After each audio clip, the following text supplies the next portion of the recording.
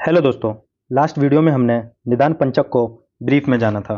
इस वीडियो में हम निदान को डिटेल में समझेंगे। निदान जिसको हेतु बोलते हैं, निदान जिसको हेतु भी बोलते हैं, जिसको कॉज और कारण भी बोलते हैं। निदान हेतु क्या होता है? यहाँ निदान के दो मतलब हैं, एक व्याधिजनक और एक व्याधिबोधक। व्याधिजनक, व्याधि को उत्पन्न करने वाले कारणों का ग्रहण निदान शब्द से किया जाता है, इसे ही हेतु भी कहते हैं। देखो, जिस भी रीजन से या जिस भी कॉज से व्याधि उत्पन्न होती है उसको हेतु कहा जाता है। व्याधिबोधक, व्याधि का बोध कराने वाले साधनों का ग्रहण भी निदान शब्द से होता है। निदान पंचक, निदान, पूर्व रूप, रूप, उपशय, संप्राप्ति, व्याधिबोधक निदान है। ओके, आगे देखते हैं। हेतु के पर्याय: निमित्त, आयतन, कर्ता, कारण, प्रत्यय, निदान तथा मूल। ओके, हेतु की परिभाषा: शेति कर्तव्यता को रोगोत्पत्ति हेतु निर्दानम मीन्स कर्तव्य के अनेक प्रकारों से युक्त अर्थात दोष प्रकोप आदि अनेक कार्यों को करते हुए जो रोग को उत्पन्न करता है उसे हेतु, उस हेतु को निदान कहते हैं। देखो, जो भी दोष प्रकोप करता है, जिन भी कारणों से दोष का प्रकोप होता है उसको क्या कहते हैं? निदान। या फिर ऐसे अनेक कार्यों को करते हुए जो रोग उत्पन्न करता है उसको निदान कहते हैं। इस प्रकार विविध दोष प्रकोपक आहितकर आहार, विहार एवं वह दोष जो स्वयं दूषित होकर दूषियों को दूषित करे, रोग को उत्पन्न करे, उसे हम क्या कहेंगे? निदान। तो ठीक है, आहितकर आहार, आहितकर विहार या दोष जो दूषित को दूषित करे उसको हम क्या कहेंगे? निदान या हेतु, जिससे व्याधि उत्पन्न होती है। आचार्य चरक ने रोगोत्पादक कारण को ही निदान कहा है। देखो, जिन भी कारणों से रोग की उत्पत्ति होती है, रोग की उत्पत्ति होती है उसे क्या कहते हैं? निदान। ये किसने कहा है? आचार्य चरक ने। तत्र निदानम कारण मिथ्यो तमग्रे, आचार्य चरक।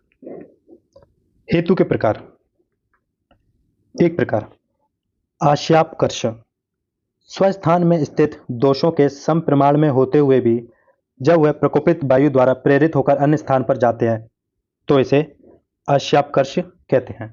तो प्रकोपित वायु द्वारा जब भी दोष को उसके स्वस्थान से किसी दूसरे स्थान पर ले जाया जाए तो उसको क्या कहेंगे? आश्यापकर्ष। इसको ऐसे समझिए, देखिए,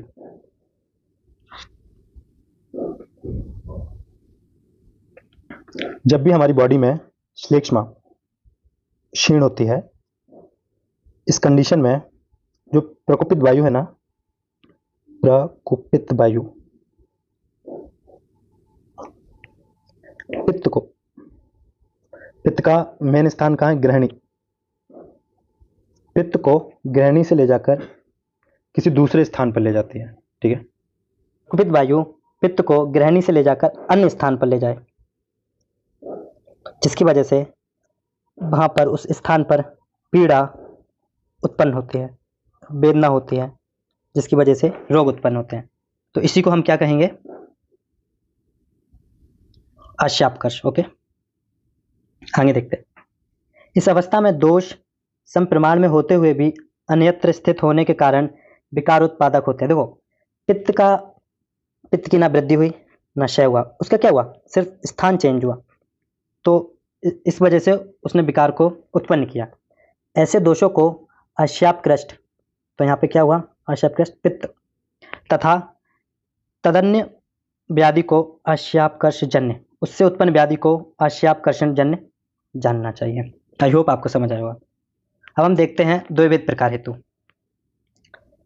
सबसे पहला है उत्पादक हेतु। तो दोषों के संचय को उत्पन्न करने वाले हेतुओं को उत्पादक हेतु कहते हैं। जो भी हेतु दोषों का संचय करता है उसको क्या कहते हैं? उत्पादक हेतु। देखिए, इसको हम एक एग्जांपल से समझते हैं। हेमंत ऋतु में आपने मधुर रस का अधिक पान किया तो उसकी वजह से क्या होगा? कफ का संचय। तो कफ का संचय किस वजह से हुआ है? मधुर रस के अधिक मात्रा में लेने से मधुर रस। तो उत्पादक हेतु क्या है? मधुर रस, क्योंकि इससे कफ का संचय हुआ। व्यंजक हेतु, व्यंजक हेतु क्या है? पूर्व में शरीर में संचित दोषों को प्रकोपित करके रोग की उत्पत्ति करने वाला हेतु। देखो अभी हेमंत ऋतु में कफ का संचय हो गया। अब देखते हैं, देखो बसंत ऋतु में जो शिशिर ऋतु में जमा हुआ कफ है हमारी बॉडी में, वो बसंत ऋतु में पिघलता है। किसकी वजह से पिघलता है?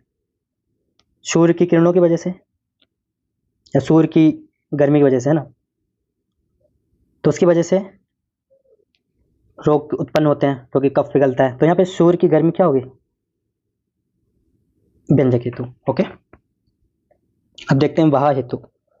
वहा मीन्स एक्सटर्नल, जो भी एक्सटर्नल रीजन है जिसकी वजह से हमारी बॉडी में डिजीज होती है, रोग होते हैं, तो उसको वहा हेतु कहते हैं। जैसे आहर, बिहार, है ना, काल, जीवाणु, विष आदि। अभ्यंतर, इंटरनल, दोष एंड दुष, दोष एवं दुष। नेक्स्ट, प्राकृत हेतु। देखो ऋतु स्वभाव दोष प्रकोप। देखो ऋतु के अनुसार या ऋतु के स्वभाव के अनुसार जो दोष प्रकोप होता है उसको क्या कहते हैं? प्राकृत। देखो बसंत ऋतु में किसका प्रकोप होता है? कफ का, कफ दोष का होता है ना।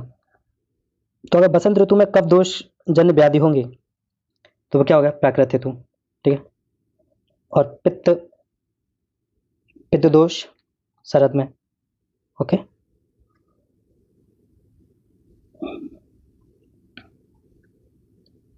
वर्षा ऋतु में बात।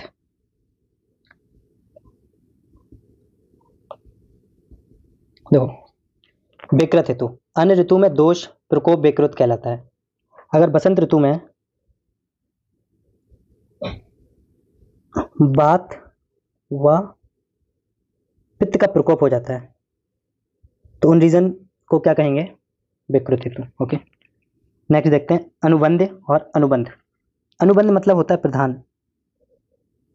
तो जो भी दोष, कोई एक दोष हमारी बॉडी में प्रधान है और जिसके विकृति से, वृद्धि से या क्षीण के लक्षण दिख रहे हैं किसी एक दोष के, तो वो क्या हो गया? अनुबंध। अनुबंध का अर्थ होता है प्रधान और अनुबंध का मतलब क्या होता है? अप्रधान। तो अगर किन्हीं दो दोषों के या तीन दोषों के लक्षण दिख रहे हैं, मिक्स लक्षण, तो वो क्या हो गया? अनुबंध। प्रकृति और विकृति।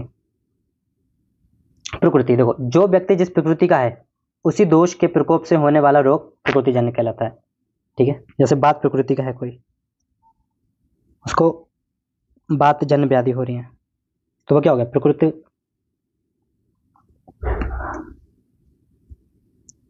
अगर बात प्रकृति के पुरुष को पित्त या फिर कफजन्य व्याधि होती है तो क्या? विकृत हेतु। ओके, त्रिविध प्रकार। असात्म इंद्रिय संयोग कैसे हेतु होता है? आइए देखते हैं। श्रोत, त्वक, नेत्र, जीवा तथा घ्राण, इन 5 ज्ञान इंद्रियों का अपने विषयों के साथ अतियोग, अयोग तथा मिथ्यायोग किसको जन्म देता है? रोग को जन्म देता है। नेत्र का एग्जाम्पल लेके देखते हैं। तो चक्षुर इंद्रिय का अतियोग कैसे होगा? सूर्य को बहुत देर तक देखना, सूरज की तरफ देखना, टेलीविजन देखना। अयोग, किसी वस्तु को बिल्कुल ना देखना या फिर आंखों पर पट्टी बांध लेना। मिथ्यायोग, कुछ डरावना या फिर कुछ उग्र देखना। ओके, नेक्स्ट है प्रज्ञापराध। धी मीन बुद्धि, धृति, धैर्य, स्मृति, स्मरण शक्ति, इन तीनों के भ्रष्ट हो जाने के बाद व्यक्ति जो अशुभ काम करता है उससे शारीरिक तथा मानसिक सभी प्रकार के दोष प्रकोपित होते हैं और जिससे व्याधि होती है। तो नेक्स्ट है प्रज्ञा अपराध हेतु। देखो प्रज्ञा अपराध 3 तरीके से होता है। पहला वाणिज्य, बहुत किसी को बहुत उल्टा बोल देना या अप्रिय वचन बोलना या बहुत अधिक बोलना, ठीक है, उससे। दूसरा मन द्वारा, अत्यधिक चिंता करना, गुस्सा करना, राग आना, शोक में रहना, तो मन प्रज्ञा अपराध। तीसरा है शारीरिक प्रज्ञापराध। शारीरिक प्रज्ञापराध बहुत ज़्यादा व्यायाम कर लेना, बैगों को धारण करके रखना, तो ये भी हेतु होते हैं व्याधि के। नेक्स्ट है परिणाम। यहाँ परिणाम मीन्स है काल। अब काल का अतियोग, अयोग और मिथ्यायोग कैसे हेतु है, आइए देखिए समझते हैं।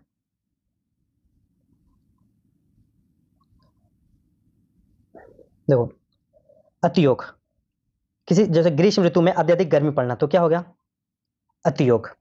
अयोग, ग्रीष्म ऋतु में गर्मी पड़ ही नहीं रही है, वो क्या हो गया, अयोग। और मिथ्यायोग, ग्रीष्म ऋतु में वर्षा पड़ जाना, उसकी वजह से दोष प्रकोपित होकर व्याधि उत्पन्न करते हैं, तो ये क्या हो गया, परिणाम। ओके, नेक्स्ट 3 है दोष हेतु, व्याधि हेतु और दोष व्याधि उभय हेतु। ओके, देखिए सबसे पहले देखते हैं दोष हेतु।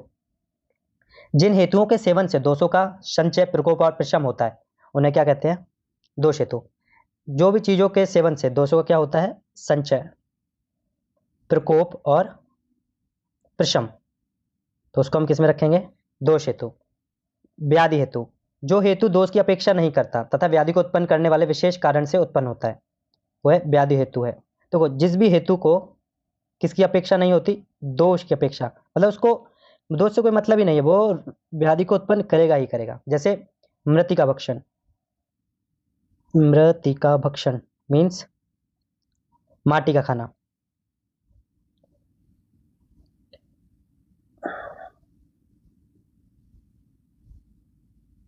माटी खाना, तो माटी खाने से क्या होता है, पांडु रोग। तो इसमें दोष का कुछ भी नहीं है, बात पित्त कफा कुछ नहीं, तो माटी खाने से पांडु रोग होगा, तो ये क्या होगा, व्याधि हेतु। अब दोष व्याधि उभय हेतु, जो हेतु किसी विशिष्ट दोष का प्रकोपक हेतु होते हुए भी किसी विशिष्ट रोग को उत्पन्न करे, उसे हेतु उभय हेतु कहते हैं। देखिए, किसी भी हेतु से, कोई भी हेतु है, उससे दोष का प्रकोप भी होगा, ओके, और उसी से कोई विशिष्ट रोग भी होगा, ठीक है। वो दोष को प्रकोप भी करेगा और विशिष्ट रोग उत्पन्न भी करेगा, मीन्स वो दोष हेतु भी और व्याधि हेतु भी। ओके, तो वो क्या होगा, दोष व्याधि उभय हेतु। आई होप आपको निदान समझ में आया होगा। नेक्स्ट वीडियो में हम पूर्व रूप देखेंगे, तो मिलते हैं नेक्स्ट वीडियो में। Thank you.